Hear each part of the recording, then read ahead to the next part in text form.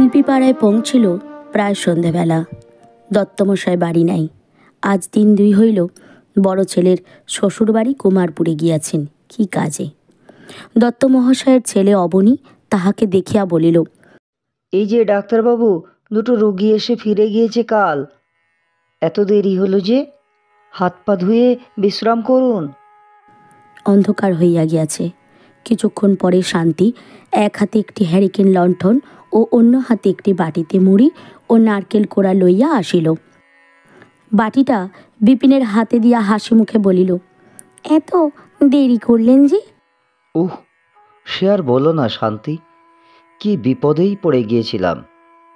শান্তি উদ্বিগ্ন মুখে বলিল, কি কি? আমার স্ত্রীকে সাপে কামড়েছিল। সাপে? কি সাপ? রক্ষে যে জাত সাপ নয়, শেকড় চাঁদা বলেই আমার ধারণা। সে কি ঘটনা হলো শোনো। সেদিন তো এখান থেকে গেলাম সেই। বিপিন সেদিনকার তাহার বাড়ি যাওয়ার পথে কান্নাকাটির রব শোনা হইতে আরম্ভ করিয়া সমস্ত ব্যাপারটা আনুপূর্বিক বলিয়া গেল। বর্ণনা শেষ হইয়া গেলে শান্তি দীর্ঘশ্বাস ফেলিয়া বলিল, উফ, ভগবান রক্ষে করেছেন, নইলে কি হতো আজ বলুন দিকি। মুড়ি খান, আমি চা নিয়ে আসি। কি বিপদেই পড়ে গিয়েছিলেন।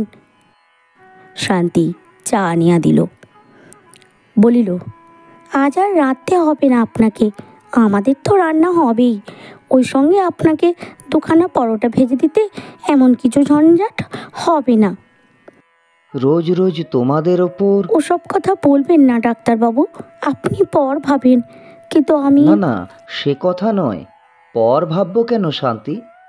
তা হবে এখন, দিও এখন। শান্তি খানিকক্ষণ দাঁড়াইয়া দাঁড়াইয়া গল্প করিল। কথা বলিয়া আনন্দ পাওয়া যায় ইহার সঙ্গে। বেশিরভাগ কথা মনোরমাকে লইয়াই। মনোরমার কথা আজ আসিবার সময় বিপিন সারা পথ ভাবিয়াছে।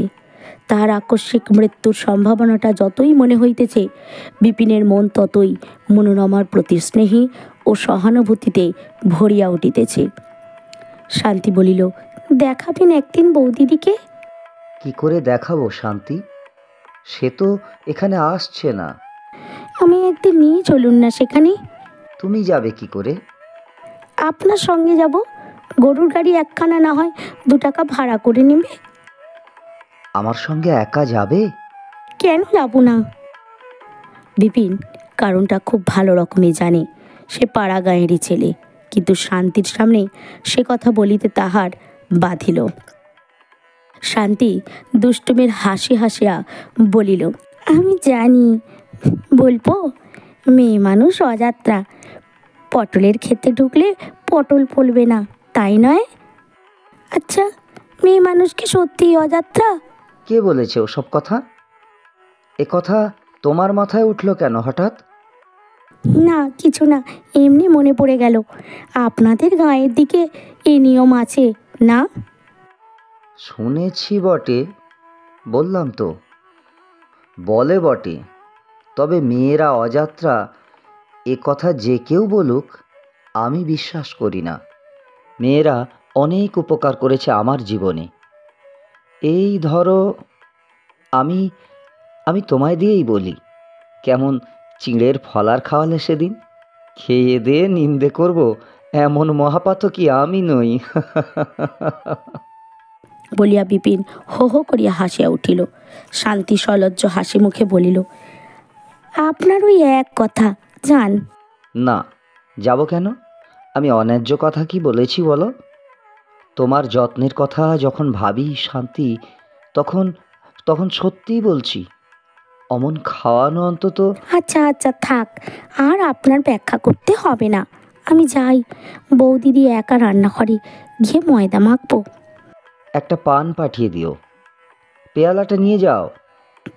না, থাকুক, আপনার পান নিয়ে আসি, পেয়ালা নিয়ে যাব। বিপিনের মনে একটি অদ্ভুত তৃপ্তি। এ ধরনের সেবা সে চায়, মানেই কেবল সে যা মিটিয়াছিল কিছুদিন, আবার এই শান্তি কোথা হইতে আসিয়া জুটিয়াছে। বেচারি মনোরমা এ ধরনটা জানে না। সেও সেবা করে, কিন্তু সে অন্য রকমে। তাহা পাইয়া এমন আনন্দ হয় না কেন? সেদিন সকালে বিপিন রোদে পিঠ দিয়া বসিয়া ঔষধ বিক্রির হিসাবের খাতা দেখিতেছে। এমন সময় শান্তি পিছন হইতে এক প্রকার চুপি চুপি আসিল। উদ্দেশ্য বোধ হয় বিপিনকে চমকাইয়া দেওয়া বা অপ্রত্যাশিতভাবে তাহার সাহচর্যে আনন্দ দান করা। উদ্দেশ্য সুস্পষ্ট না হইলেও সে এমনি প্রায়ই করে আজকাল। বিপিন ও শান্তির সঙ্গে মিলিতে মিশিতে পূর্বের মতো সংকোচ বা জড়তা অনুভব করে না। সামনে ছায়া পড়িতেই বিপিন পিছন ফিরিয়া চাহিয়া দেখিল শান্তি হাসি মুখে দাঁড়াইয়া। বিপিন কিছু বলিবার পূর্বে শান্তি বলিল, কি করছেন? এসো শান্তি, এসো, একটু হিসেব দেখছি। একটা কথা বলতে এলাম, কাল চলে যাচ্ছে এখান থেকে। বিপিন আশ্চর্য হইয়া বলিল, কোথায়? কোথায় যাবে? শান্তি হাসিতে হাসিতে বলিল, বাহ, কোথায় কি, আমার যাবার জায়গা নেই। এখানে কি চিরকাল থাকবো? বলেছি তো সেদিন আপনাকে। ও, শ্বশুর বাড়ি যাবে? উনি আসবেন কাল সকালে। বিপিন চুপ করিয়া রহিল।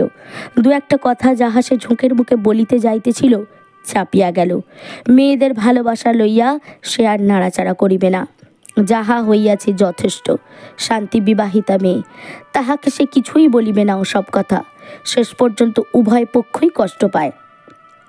না, উহার মধ্যে আর নয়। শান্তি যেন একটু দুঃখিত হইল। সে যাহা বিপিনের মুখে শুনিবার আশা করিয়াছিল তাহা না শুনিতে পাইয়া যেন নিরাশ হইয়াছে। বলিল, এখন আর অনেক দিন আসবো না। বিপিন বলিল, কবে আসবে?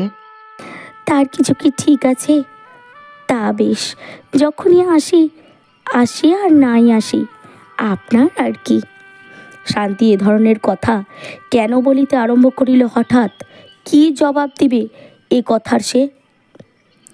তবুও বিপিন বলিল, না না, আমার কিছু নয়, আমার কিচ্ছু নয়। তোমায় বলেছে, আমার খাওয়ার মজাটা তো সকলের আগে নষ্ট হলো। বৌদিদিদের বলে যাচ্ছি, সেসবের জন্য কিছু কষ্ট হবে না আপনার। তাহলে আর কোনো কষ্ট রইল না তো? বলা চলিত এবং বলিতেও ইচ্ছা হইতেছিল, শান্তি, তুমি চলে গেলে আমার এ জায়গা আর ভালো লাগবে না। দিনের মধ্যে সব সময় তোমার কথা মনে হবে। কেন আমায় আবার এভাবে জড়ালে শান্তি? বিপিন সে ধরনের কথার ধার দিয়াও গেল না। বলিল, তা তোমাদের বাড়ি যত্ন যথেষ্টই পেয়ে আসছি। তোমাদের বাড়িতে আশ্রয় না পেলে আমার এখানে ডাক্তারি করাই হতো না। শান্তি মুখ ভার করিয়া বলিল, আপনার কেবল ওই এক কথা, কি করেছি আমরা? আপনি ব্রাহ্মণ, আমরা আপনাকে আশ্রয় দিয়েছি, অমন কথা বুঝি লোকে বলে? সত্যি বলবেন না আরও কথা? বলতে নেই। পরদিন শান্তির স্বামী আসিয়া তাহাকে লইয়া চলিয়া গেল। বিপিন ডিসপেন্সারি হইতে আসিয়া দুপুরে নিজের ছোট্ট চালায় রাঁধিতে বসিয়াছে। শান্তি সেখানে আসিয়া গলায় আঁচল দিয়া দুই পায়ের ধুলা লইয়া প্রণাম করিয়া বলিল, যাচ্ছি। যাচ্ছি বলতে নেই, বলতে হয় আসছি। যদি আর নাই আসি? বলতে নেই ও কথা। এসো, আসবে বই কি, আবার আসবে।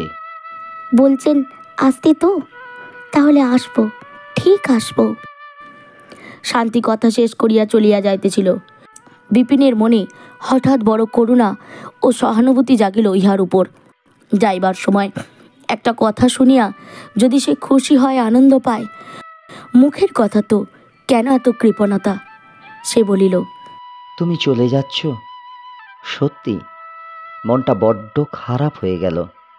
শান্তি বিদ্যুৎ বেগে ফিরিয়া দাঁড়াইল।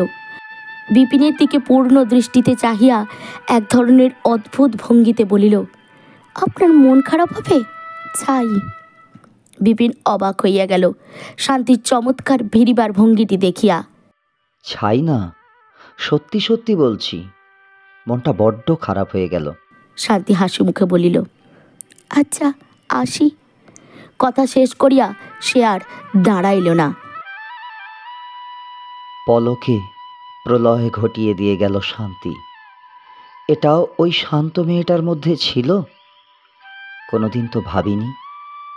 ওর এই অদ্ভুত নায়িকা মূর্তি এতদিন প্রচ্ছন্ন ছিল কেমন করে? মেয়েরা পারে, ওদের ক্ষমতার সীমা নেই। অবস্থা বিশেষে দশমহাবিদ্যার মতো এক রূপ থেকে কটাক্ষে অন্য রূপ ধরতে ওরাই পারে।